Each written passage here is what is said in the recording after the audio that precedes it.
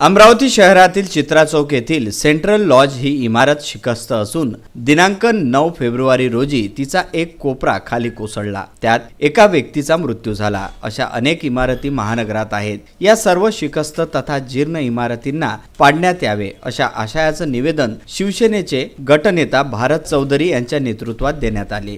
तसेच सेंट्रल लॉजचे मालक व या संबंधित सर्व लोकांवर सदोष मनुष्यवधाचा गुन्हा दाखल करण्याची मागणीही शिवसेना गटनेता भारत चौधरी यांनी निवेदनातून केली। अमरावती महानगरपालिकेच्या हद्दीतील 100 ते 150 वर्ष जुनी बिल्डिंग आहे। त्या बिल्डिंगा शिकस्त झालेल्या आहे आणि वारंवार त्याचे कंप्लेंट सुद्धा दिलेले आहे। अशी चित्रा टाकी जिथे एक बिल्डिंग सेंट्रल लॉजची बिल्डिंगचे काही भाग पडला आणि त्याच्यावर एक गुप्ता नावाचा इसम ठार झाला। तर आम्ही आयुक्त साहेबांना निवेदन दिलेलं आहे की अशा सगळ्या बिल्डिंगा शिकस्त झालेल्या बिल्डिंगा ताबडतोब पाडण्यात यावा आणि आम्ही आता